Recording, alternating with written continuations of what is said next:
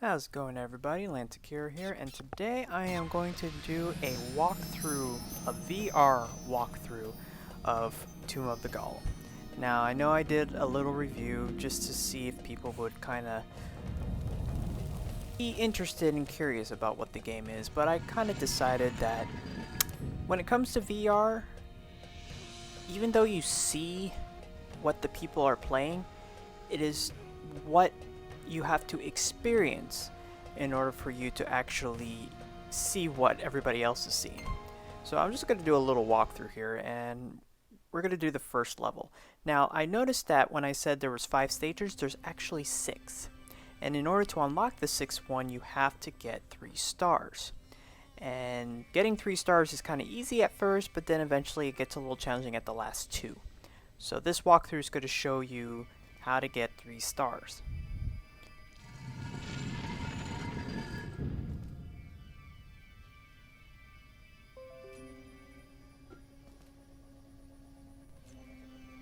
Now, this first level is not as hard as you think, but likely if you have a headset, you can actually hear them coming and marching in. But this will considered a 360 maneuver, so you literally will have to be looking all around you as they come out. So you shouldn't really have any trouble with this one, but it does mix up a little bit before the boss shows up.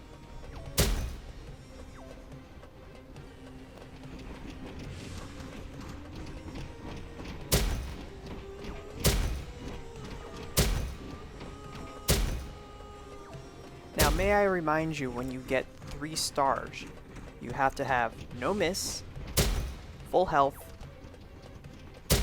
and no continues.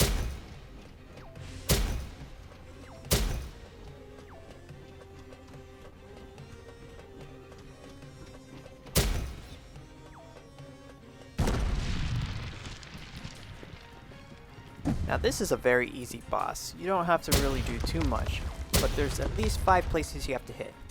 When he reaches his arm back, you only have 2 spots to shoot, so make it count. If you shoot the bottom 2 legs, it will knock him down. And then the head is the final hit. Once then, you move on to the next stage.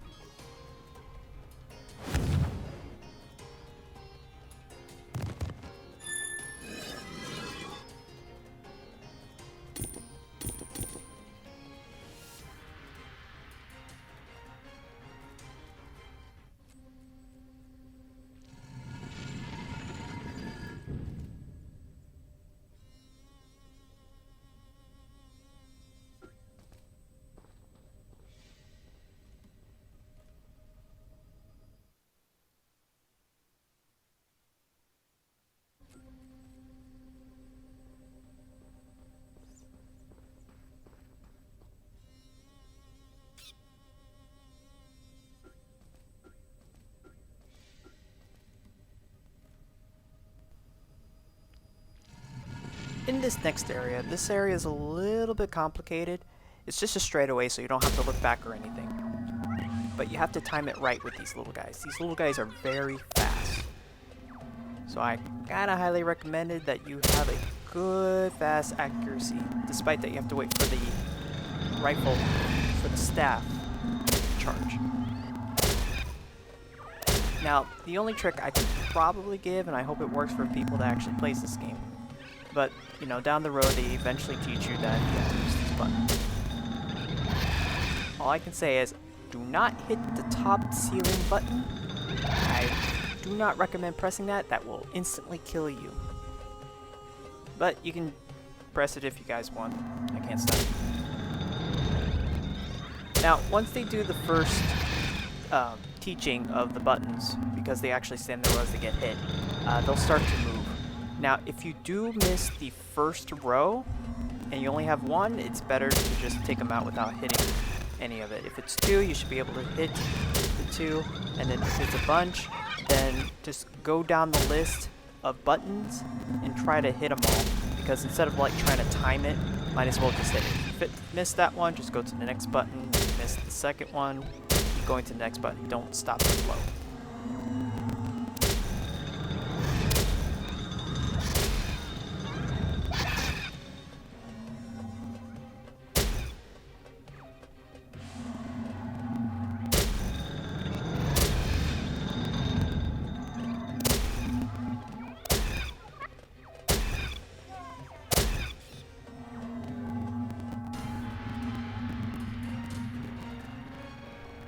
Now, this boss was actually interesting. First time playthrough, I was trying to figure out how to make it work, but I was able to get through it. But this is the one boss, and I know there's probably a couple of bosses that actually looks and waits until you make a move. But you really don't have to kind of sit there and point at the button. So in this case, actually, he or she, whatever it is, it actually watches you aim at that button. It knows that if you hit that green button, it will swing and then I can move forward. If you look away and just let it just look at the button, just kind of waiting for you to do something, just looking away from it will actually make it move forward. And then all you do is just kind of look and then hit the button. And that's all you do. You don't have to really do anything else. So it's not as difficult as it is, but it was a very nice concept to actually make you look away from the button.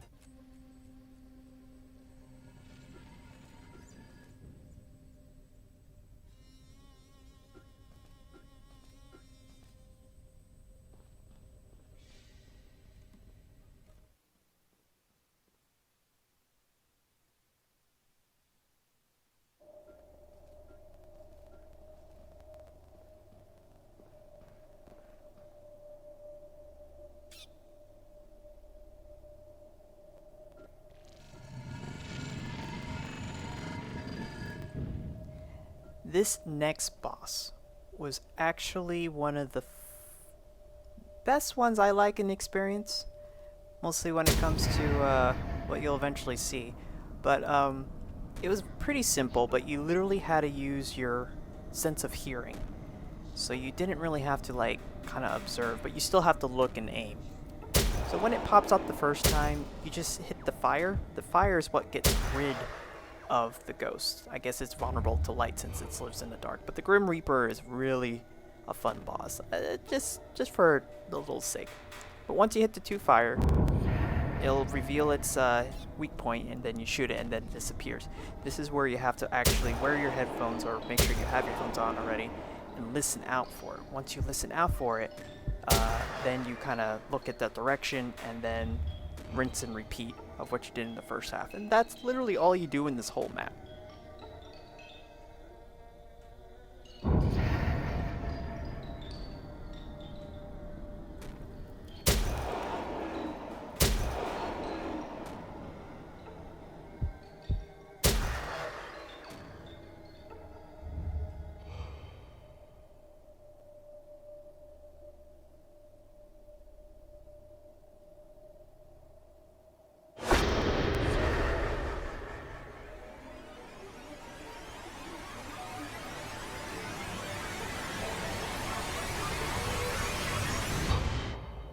The last part of the Grim Reaper, he literally jumps right in front of you.